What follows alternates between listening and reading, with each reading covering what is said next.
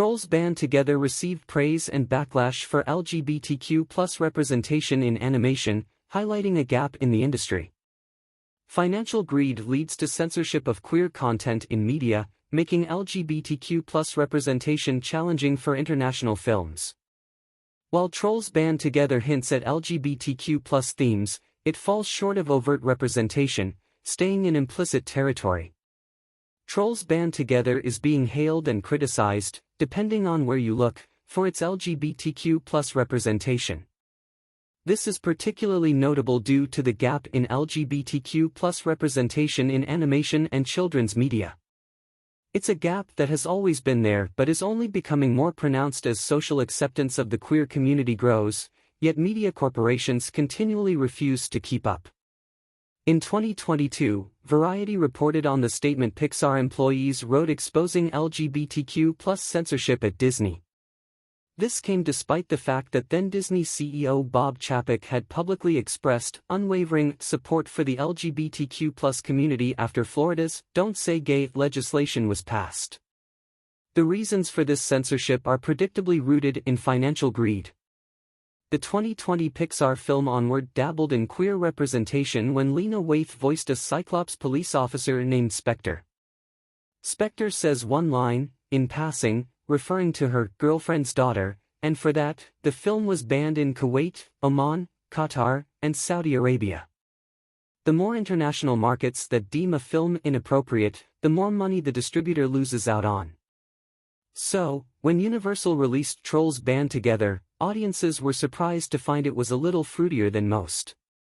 Universal is notorious for walking the line, but never crossing it. Trolls Band Together isn't the first Universal film starring Anna Kendrick that LGBTQ+ fans were able to find representation in. The Pitch Perfect franchise is infamous for feeding into, and eventually exploiting, its queer fandom. Fans had begun to ship characters Bika and Chloe after the shower scene in the first film. Universal then took advantage of this by queerbaiting fans with a Snapchat ad for Pitch Perfect 3 that showed Bika and Chloe about to kiss. Sapphix flocked to the theaters to watch what we thought and felt was going to be the payoff to 3 movies worth of build-up, but it never came. Both Kendrick and Snow were huge supporters of the pairing themselves but bumped up against the all-too-familiar censorship gods time and time again. They did, however, manage to trick the director into filming an outtake where they kiss at the end of the 3rd movie. Trolls Band Together is a fun movie with a positive message and outstanding vocal talent, but it's, unshockingly, about as LGBTQ+ as a corporate pride parade. While the mere inclusion of rainbows and RuPaul in the voice cast was enough to *SS off Christians, nothing about it is overtly queer. So, what are folks seeing in the latest Trolls installment that they're flagging as representation? Well, aside from the casting of some out actors, there are 2 main characters that are queer-coded. Floyd, aka the sensitive one, and Veneer in Trolls Band Together. Trolls Band Together takes us back to the skittle-hued Trolls kingdom where we start with a flashback from Branch's, Justin Timberlake, childhood. We see he was brought up in a boy band family as the youngest of 5 brothers, which ends up being his role in the group. When we meet them, the band is bristling against the eldest, John Dory, Eric Andre, who seems to have lost the plot. He's obsessed with hitting the perfect harmony, so much so that he puts the others in a, literally, compromising position. Meanwhile, all little Branch wants is to be a family and trick out their home with his closest sibling, Floyd, Troye Sivan, aka the sensitive one. The casting choice and the nickname make a strong case for Floyd being queer-coded. After a performance mishap, the band breaks up to pursue solo careers. However, they don't just take some space, they totally abandon Branch. The incident that prompts the brothers to reunite is that present-day Floyd has been taken by a Ryan and Sharpay-esque musical duo named Velvet and Veneer.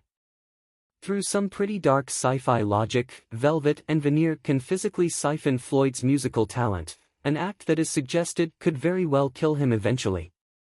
These greedy siblings have no raw talent of their own, and despite Veneer's attempts to persuade his sister to rehearse so that they might become good, she isn't interested.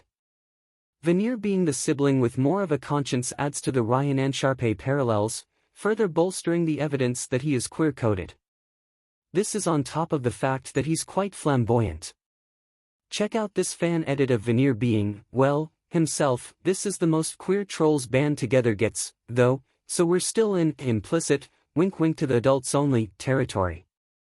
We're still in Bika and Chloe territory.